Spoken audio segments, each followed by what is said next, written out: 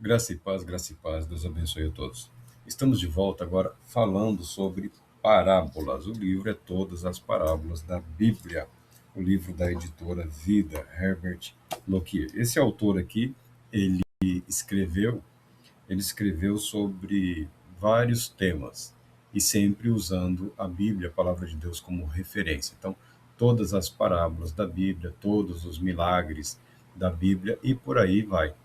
É uma obra de referência que tem sido utilizado ao longo do tempo e tem sido também reaproveitada por outros autores. Tá? Livros que falam sobre parábolas usam esse livro, esse material como referência, se bem que ele também tenha feito uso de vários outros livros a esse respeito. É um ótimo livro, é uma ótima introdução ao estudo, ao estudo da palavra de Deus, em especial uma leitura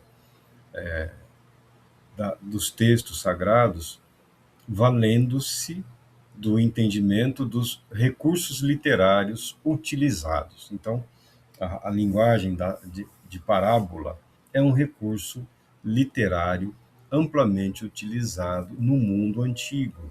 E as parábolas, elas têm o poder de se perpetuarem. As parábolas, assim como os provérbios, as máximas, os enigmas, e eles são preservados ao longo do tempo, ao longo da história. Até hoje, os ditos, as palavras dos sábios, ocupam aí as estantes, as prateleiras de todos os jovens, né, dos autores, dos estudiosos, porque é uma expressão da busca humana por sintetizar e fazer uso de símbolos para expressar o conhecimento assimilado, sintetizado e transmitir de maneira a perpetuar aquela verdade, tá? E ele passa a falar agora sobre as parábolas de Salomão. E ele cita, obviamente, os livros atribuídos a Salomão, o livro de Provérbios, o livro de Eclesiastes e o Cântico dos Cânticos. Nós sabemos que Salomão escreveu mais, escreveu muito mais, mas o Espírito Santo decidiu pela preservação desses materiais. Eu, pessoalmente, quando se fala do livro de Eclesiastes ou o pregador, eu tenho dificuldade em reconhecer ali Salomão como o autor. Salomão é o personagem a respeito do qual o livro é escrito. É uma reflexão intensa, uma reflexão bastante crítica, uma análise bastante detalhada sobre a mente, sobre a alma, sobre o espírito de Salomão, o rei, Salomão, o homem sábio. Então eu entendo que foi um autor anônimo que escreveu a respeito de Salomão, procurando dar clareza, dar entendimento sobre o que aconteceu com esse homem.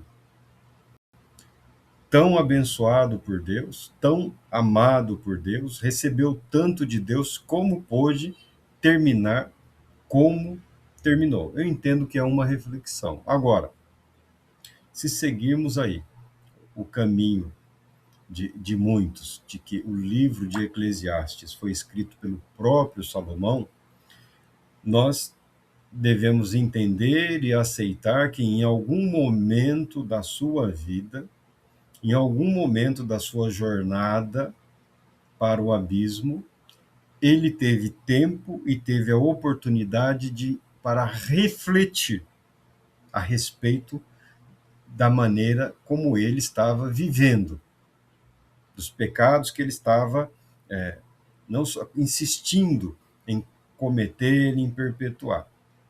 Então, Salomão teria tido um momento de lucidez espiritual, de lucidez mental, e nesse período ele aproveitou para refletir sobre si próprio e produziu essa magnífica obra que nós temos, o livro de Eclesiastes. E logo depois mergulhou sem retorno no abandono a Deus. Que essa é a triste verdade da vida de Salomão. Com Salomão nós aprendemos que não é o quanto a pessoa recebe de Deus, né? Quão poderoso é o dom, o talento, quão magnífica é a atuação do Espírito Santo na vida daquele indivíduo. Nós aprendemos que a diferença está na maneira como nós nos dispomos a viver para Deus. E Salomão viveu para si mesmo. Salomão começou bem, muito bem. E a jornada dele, apesar de ser uma jornada de prosperidade, de boa administração, de enriquecimento, de não se privar de nenhum desejo, de nenhum prazer, de nenhuma alegria deste mundo, espiritualmente falando, nós vemos que Salomão termina os seus dias participando de cultos satânicos, de cultos demoníacos, sendo um joguete nas mãos das suas muitas esposas, sendo ele o patrocinador daqueles cultos abomináveis a Deus, ali em Jerusalém ou no entorno de Jerusalém. É assim que Salomão é descrito na Bíblia, terminando os seus dias, sacrificando a demônios, sacrificando sacrifícios humanos a entidades demoníacas, algo que sempre foi abominável aos olhos de Deus, que foi proibido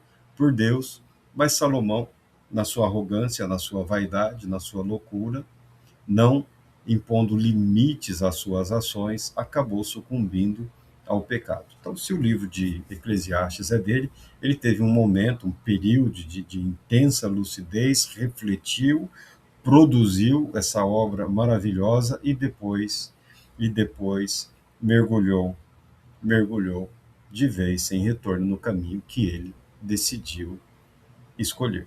Eu pessoalmente entendo que o livro de Eclesiastes é uma reflexão de, de um sábio ou de um grupo de sábios a respeito da vida de Salomão. Mas isso não muda a verdade de que o texto foi preservado atendendo à vontade de Deus. Nessa vida tão conturbada de altos e baixos, se bem que as pessoas, quando falam de Salomão, só exaltam aquilo que convém, né? A sabedoria, o entendimento, a busca dos seus conselhos, a rainha que atravessa longas distâncias para consultá-lo, né?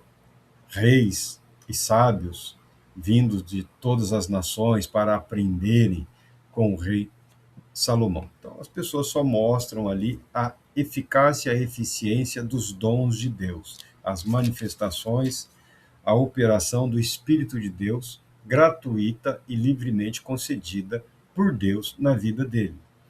Raramente querem refletir sobre os erros que ele foi cometendo gradativamente e foi se aprofundando ao longo da sua vida. Então, o livro de Provérbios contém várias parábolas. Tá? O Senhor Jesus fez uso de muito material do livro de Provérbios para a composição das suas parábolas, para a composição das suas máximas e dos seus ensinamentos. O Senhor Jesus fala: se vocês querem entender, é de mim que Salomão está falando, sou eu, é a meu respeito que ele fala. É a meu respeito, porque Salomão foi um homem abençoado por Deus, foi um homem que recebeu essa capacitação do Espírito Santo, que se expressa na linguagem de sabedoria e provavelmente algumas coisas relacionadas a isso, só que de uma forma muito intensa, de uma forma que o capacitou a tornar-se um exímio administrador, tá bom? Então, o livro de Provérbios, se você pegar aqui o provérbio da inutilidade, hoje ele pode ser até considerado grosseiro pela maneira com que ele a apresenta. Num mundo em que todos se ofendem com tudo, a parábola da inutilidade é o provérbio 26, capítulo 7, que para mim é uma máxima a respeito, nós falamos sobre o controle, sobre o domínio da língua. Todo aquele que fala acaba transportando algo de si, dos seus pensamentos, das suas convicções, das suas emoções e também da sua própria índole. O provérbio 26, 7 pode ser resumido como a parábola da inutilidade. Ele é uma síntese.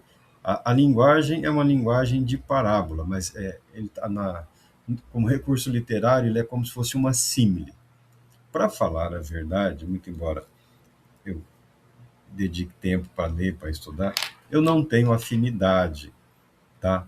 Eu não sou capaz de produzir esse tipo de símiles, provérbios, parábolas, poemas e enigmas. Mas a linguagem da sabedoria, ela é transmitida através desses elementos, através desses recursos.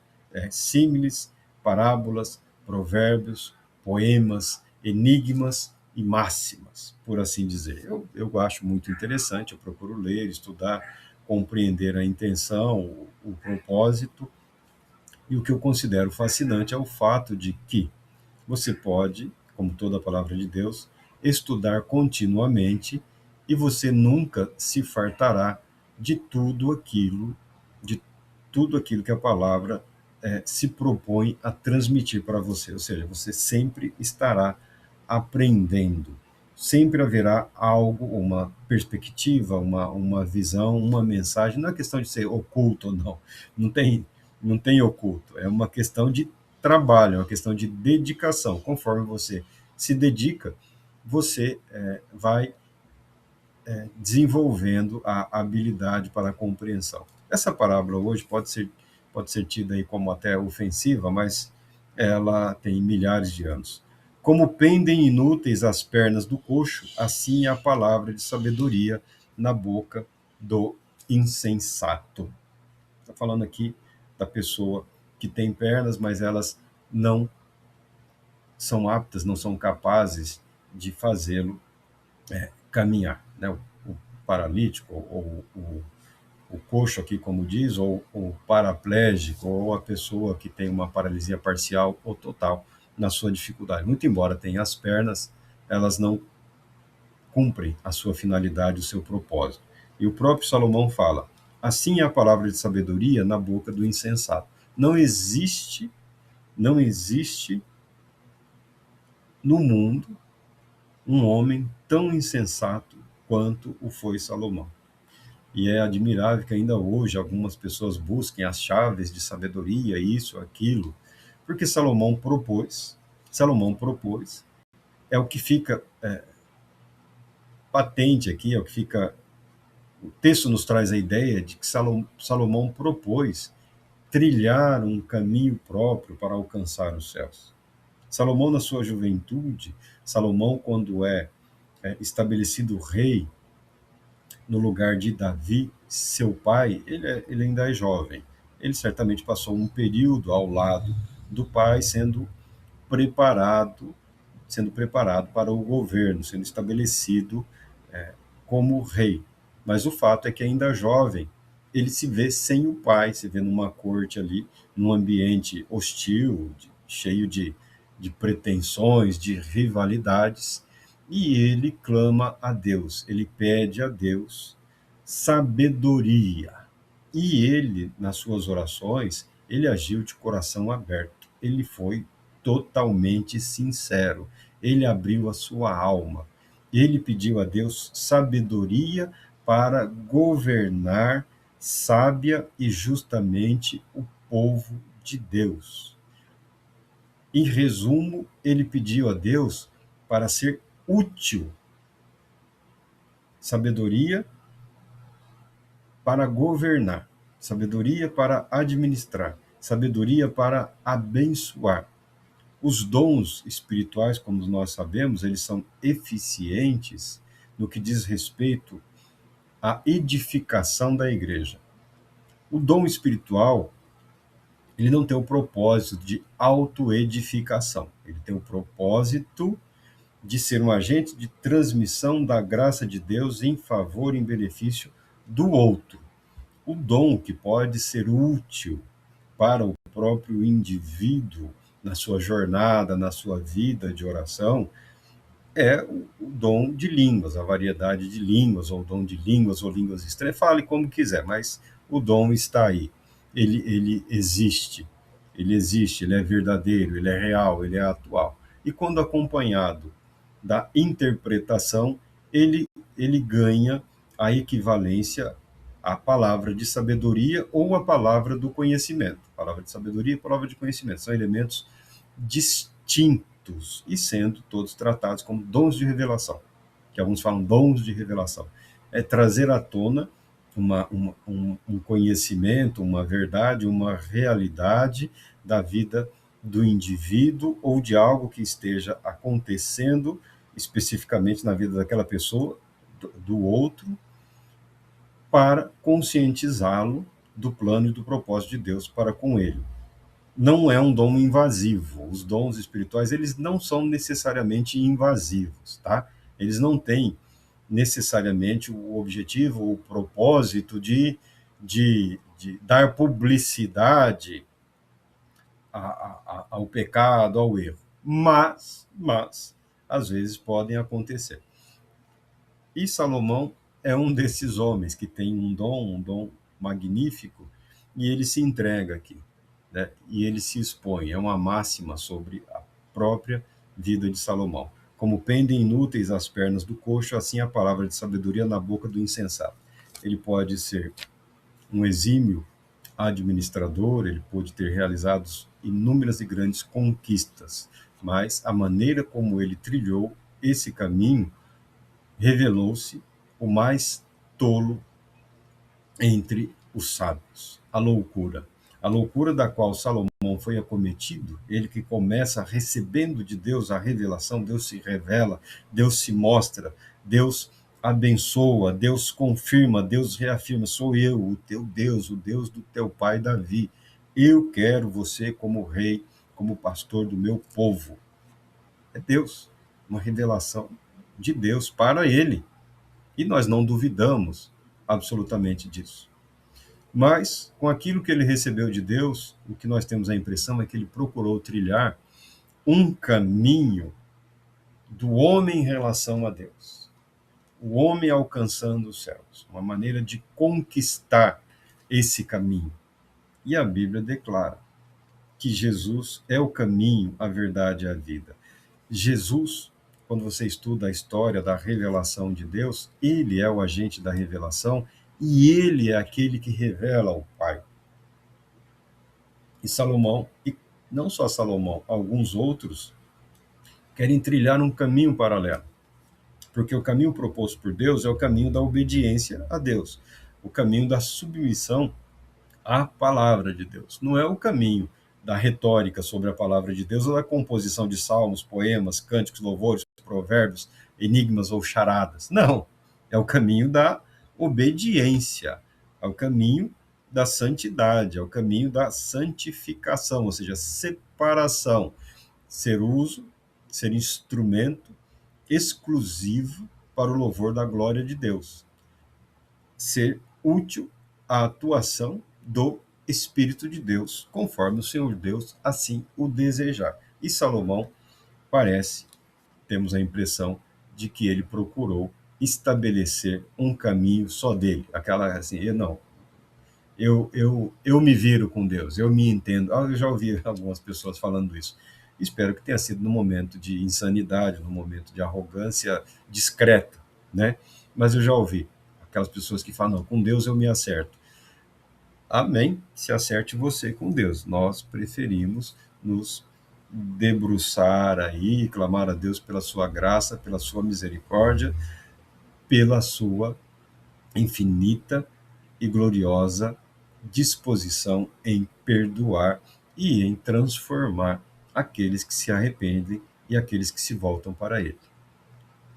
O próprio Salomão, a própria vida de Salomão é uma parábola, tá?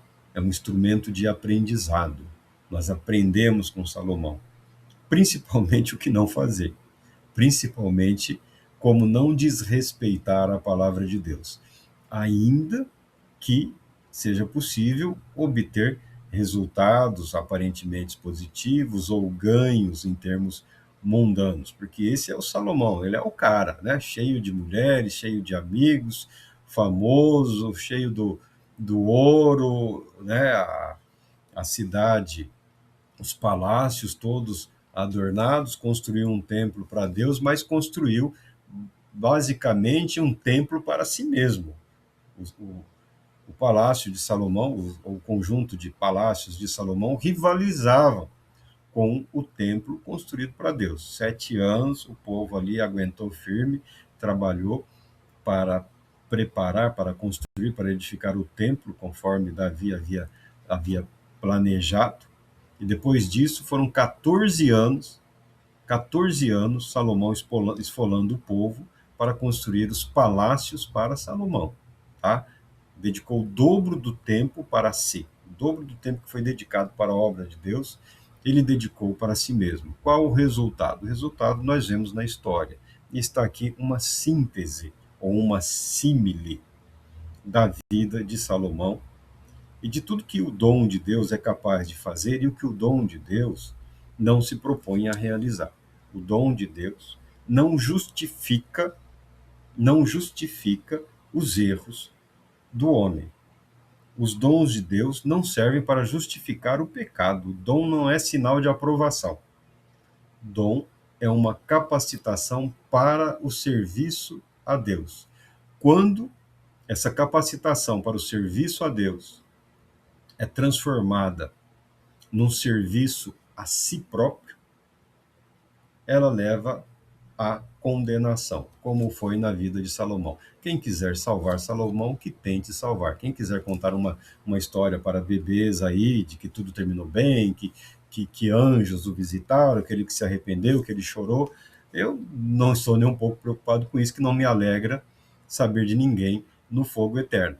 Tá? Não tenho nenhuma alegria na perdição, na condenação de quem quer que seja. Mas a vida deste homem sábio é um alerta. Como pendem inúteis as pernas do coxo, assim é a palavra de sabedoria na boca do insensato. Assim é o dom de Deus na vida daquele que não quer obedecer a Deus ou daquele que não quer viver para a glória do Deus Todo-Poderoso. Em tudo que Deus realiza, ele tem o propósito de glorificar o seu santo e eterno nome. Tá bom? Deus nunca teve a intenção de glorificar a Salomão. Aliás, Deus não divide a sua glória, a sua honra com quem quer que seja. Todo louvor, toda glória, toda honra devem ser dadas ao Deus Todo-Poderoso. Iniciando com essa parábola de Salomão, nós falaremos sobre várias outras parábolas de Salomão e a maneira como elas se encaixam nos ensinamentos de Cristo Jesus. Deus Todo-Poderoso te abençoe